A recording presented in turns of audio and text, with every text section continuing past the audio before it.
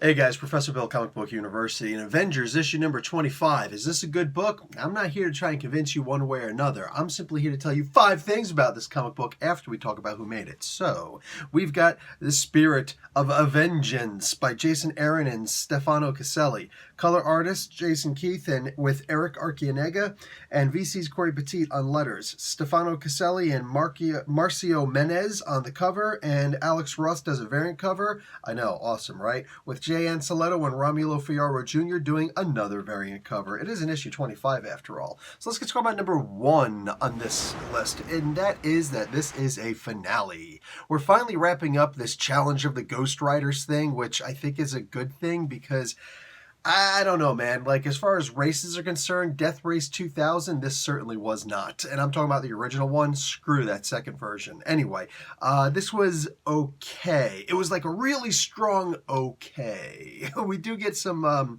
wrap-ups and whatnot, like the whole Uncle Eli curse and all that. I still don't understand what the hell that was supposed to be, but apparently it's wrapped up here, so forget about it, kids. Anyway, let's talk about number 2 on this book, and this is a huge complaint. While the art was good, it was barely descript.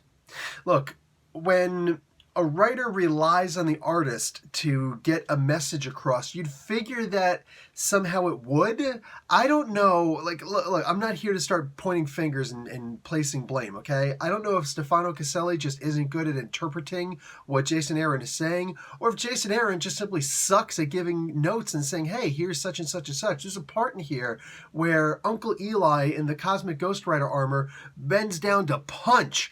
And, to punch Ghost Rider. And I'm looking at it, I was like, okay, so he just stepped on him, right? Because that's what it looked like. And it's not until the, 3 panels later where I see Cosmic Ghost Rider, Robbie is, lifting it off of him. And I'm just like, oh, that was his fist. So I go back and look 2 panels ago. I'm like, okay, yeah, I can see how that's a fist. The second panel, okay, yeah, okay, yeah, this, I think this is okay, yeah, it's obviously a fist, right? And there's a lot of scenes like that where Aaron relies on Caselli to explain something, visually, and it just doesn't work. Again, I don't know whose fault it is. Maybe it's a little of both. Don't know. Don't care. I just kind of want my comic books to work the way that they are intended to work. Just saying. Anyway, both of you get better. All right, let's talk about number 3 on this list. Cosmic Ghost Rider. What an entirely useless character for this book. Dude, this guy, for this whole time, it's like, all right, he's going to kick the Avengers' asses. No, didn't really happen. Okay, now he's going to go kick Johnny Blaze's ass. No, somehow that didn't quite work out. I don't know what the hell the point of Cosmic Ghost Rider was in this, except to say, yeah, my buddy Donny Cates over here made this cool character, and I'm going to put him in this book now because it's challenged the Ghost Rider. Shut up, man. Get a freaking grip and figure out how to write a damn comic book. God, this is painful. Why is this character in this book if he serves zero purpose whatsoever? In fact, I'm going to talk negative numbers here. It's almost like you owe us now. You owe us now because you promised Cosmic Ghost Rider. This is the worst story he's ever been in. Not a whole lot of stories out there with Cosmic Ghost Rider. This interpretation, this purpose for being in here, no, it's in the negative numbers. That's how much it sucks. Okay, deal with it. Let's talk about number 4 on this list, and that is Tony Stark 1 million BCE.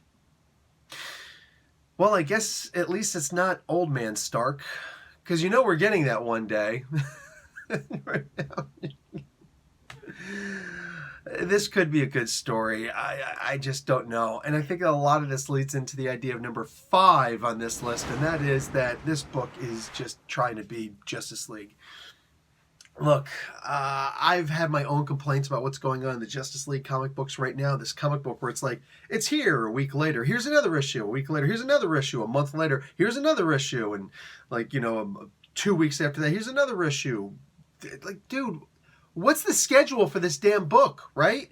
And that's the least of its problems. The idea is that it's crazy, it's buku Baikan, man. Like, the book is everywhere. There's this story happening, this story happening, this story happening, and a billion different stories happening. What the hell is happening in the book? I don't know, just a bunch of crazy crap. Isn't it cool? No, it freaking blows. And this book blows also at this point. Stop with all the crazy stuff. I don't need to see freaking, what's her name? Jennifer. Everybody's complaining about the way that Jennifer Walters looks. Not everybody. Just a bunch of Comicsgate jackasses talking about, she doesn't look very womanly. What the hell you don't look very manly. So what, bitch boy? Buckle up, you soy boy pussy. Like what the hell? Like, what does that mean she doesn't look womanly? Oh my God. Anyway, like you need bikini male armor for crying out loud. Anyway, the fact of the matter is, the thing that bothers me about her is that she doesn't serve any purpose and that you're giving her new powers instead of focusing on the powers she's already got. Like, just have her punch things. Stop calling her Hulk because it could potentially be confusing in the conversation. We're all calling her She-Hulk anyways. What the hell happened to you, Aaron? But as far as I'm concerned, why do you have her gamma infusing a ship to make it work faster? Look, you can explain that with Hellfire because it's just this catch-all magic thing. But gamma science is an actual science. It's an actual thing. Beta particles, alpha particles, and then all of a sudden you have gamma. I guess that's what happens when you put a strong man and some comic skater with the whole feminism is destroying America.